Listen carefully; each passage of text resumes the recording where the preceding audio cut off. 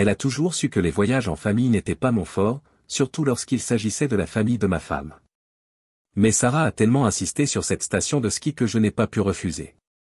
De plus, sa mère Linda devait aussi venir avec nous, et nos relations avaient toujours été tendues, c'est le moins que l'on puisse dire. « Michel, tu as déjà fait tes valises ?» cria Sarah depuis la pièce voisine. « Nous partons dans 1 heure. »« Oui, elles sont presque prêtes, » répondis-je en jetant les derniers objets dans la valise. La perspective de passer une semaine entière en compagnie de Linda m'inquiétait, elle m'avait toujours traité avec un certain mépris et ne manquait pas de se moquer de moi à chaque occasion. « N'oublie pas de prendre des chaussettes chaudes, » dit Sarah en jetant un coup d'œil dans la chambre. « Il fait toujours froid dans les stations de ski. »« Merci de t'en soucier, » ai-je souri, me préparant mentalement pour les répétitions à venir. Lorsque nous sommes arrivés à la station de ski, une mauvaise surprise nous attendait.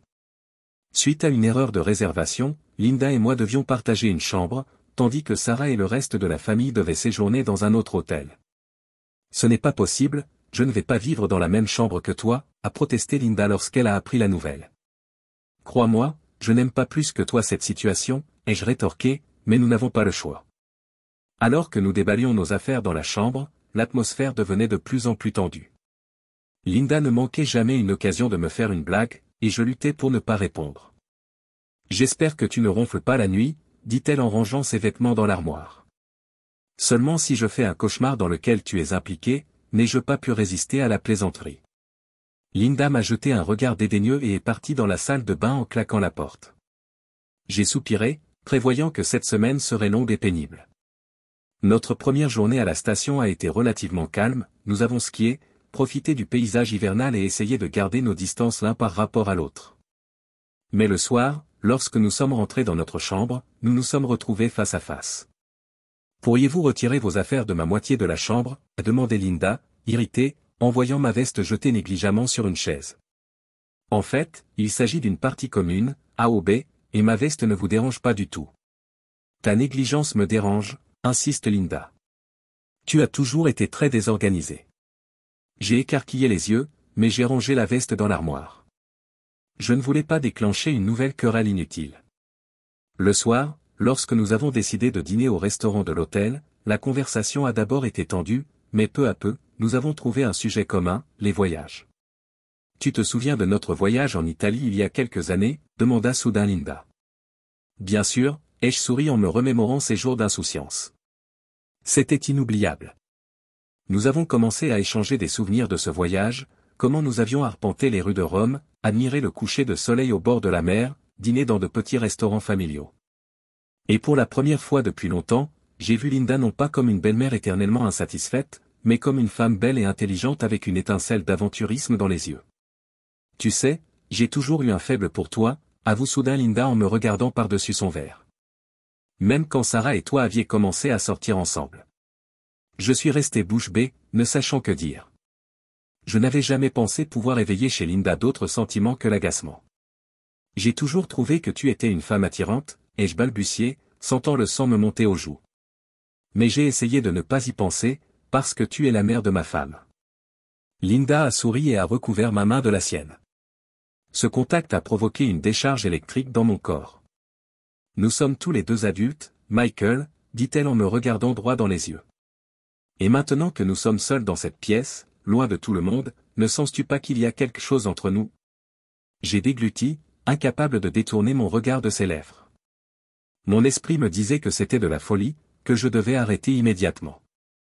Mais le désir qui s'était accumulé pendant des années a soudain explosé, balayant tout argument de raison. Oui, je le sens, et je murmurai, me penchant pour embrasser Linda sur les lèvres. Le matin m'accueillit avec un mal de tête aigu et un sentiment brûlant de honte. Les souvenirs de la nuit passée m'ont submergé, cette impulsion d'insensé. Comment ai-je pu trahir Sarah en couchant avec sa mère?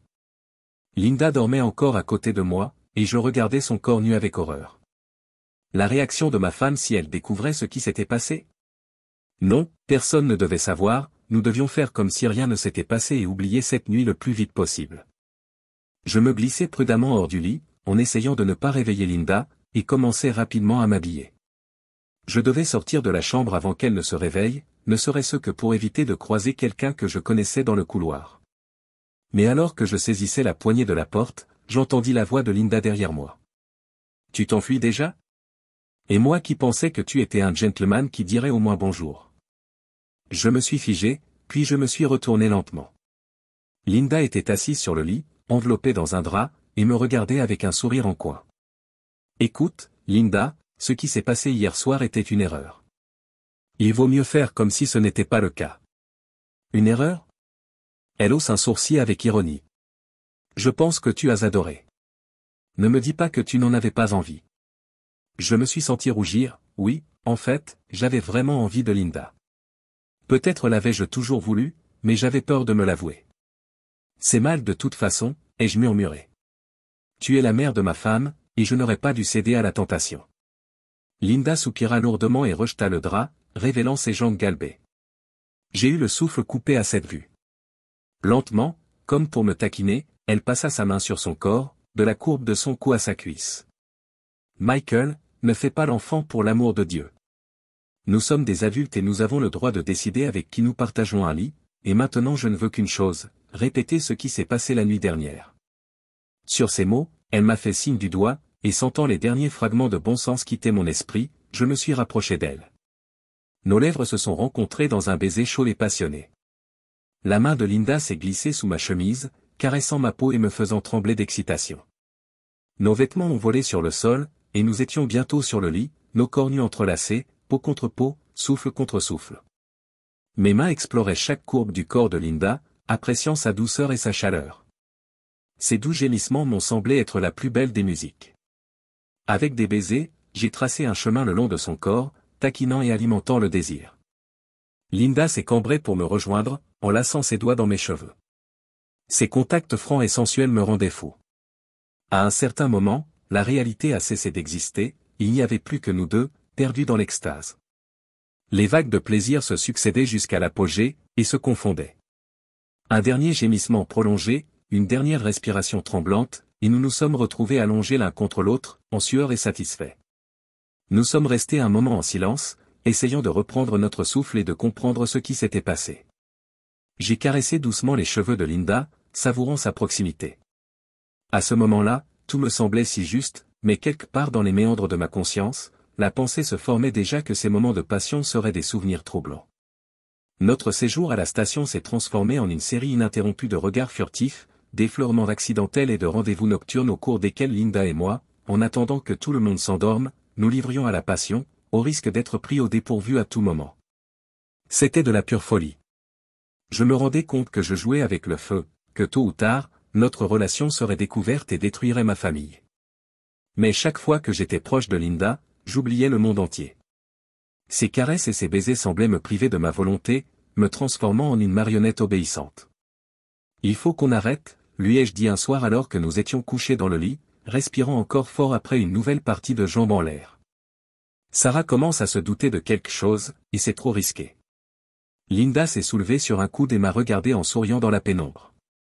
Ses yeux semblaient presque noirs. Ne sois pas bête, Michael. Nous sommes des adultes et nous avons le droit de faire ce que nous voulons. D'ailleurs, tu n'aimes pas ce qui se passe entre nous? Elle passa un doigt sur ma poitrine, et je frissonnais de plaisir. Bien sûr que j'aimais ça, mais je ne pouvais pas laisser la passion l'emporter sur la raison. Ce n'est pas la question, objectai-je. Ce n'est pas correct. C'est la mère de ma femme, et ce que nous faisons est une trahison envers Sarah. Linda s'est brusquement détachée et s'est assise sur le lit, serrant ses genoux. Son visage se durcit.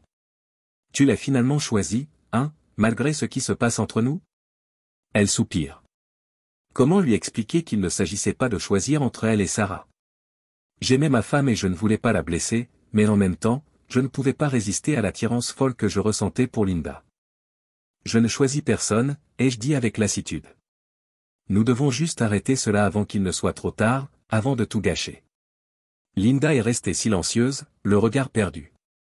Soudain, elle s'est tournée vers moi et a dit avec amertume. Très bien, c'est bien alors.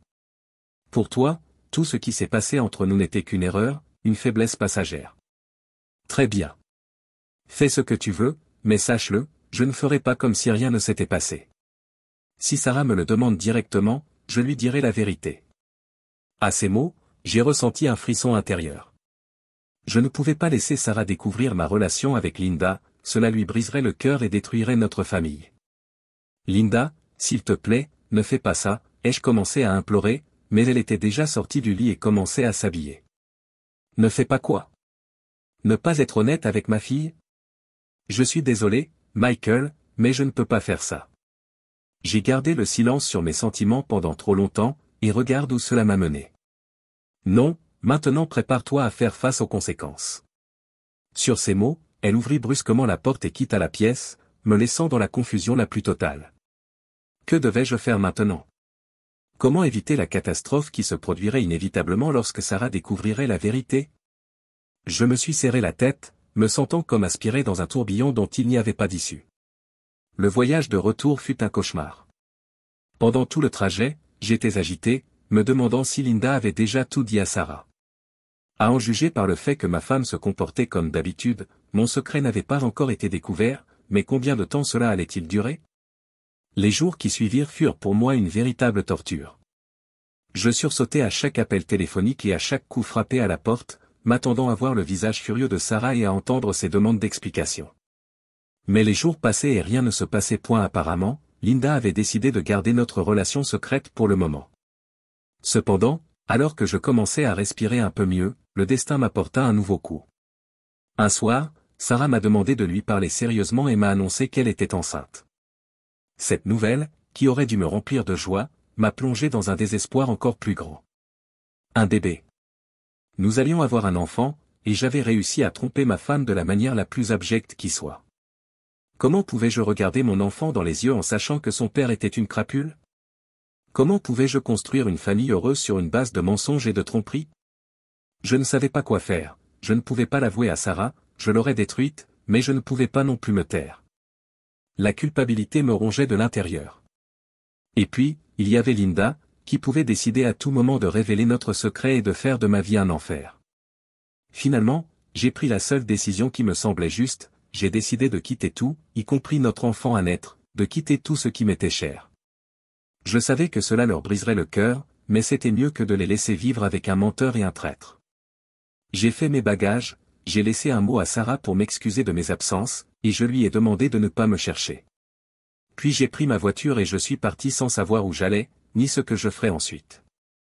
Ma vie passée était terminée. Devant moi, il n'y avait que l'incertitude et le lourd fardeau de la culpabilité que je porterais à jamais. Mais je n'avais pas d'autre choix, je devais payer pour mon erreur, même si cela signifiait perdre tout ce que j'aimais. Alors que les lumières de la ville s'estompaient dans le rétroviseur, j'ai enfin laissé couler les larmes que j'avais retenues depuis le début, des larmes de honte, de désespoir et de regret. J'avais détruit mon bonheur de mes propres mains, et je devais maintenant en assumer les conséquences. Mais peut-être que quelque part, au fond de mon âme, j'espérais encore qu'un jour je pourrais réparer mes fautes et trouver la paix, même si cela devait prendre le reste de ma vie. Vous avez apprécié cette histoire? Dites-nous ce que vous avez aimé dans les commentaires. Abonnez-vous à notre podcast d'histoire, et n'oubliez pas de l'aimer et de sonner la cloche pour ne pas manquer d'autres histoires intéressantes. À bientôt!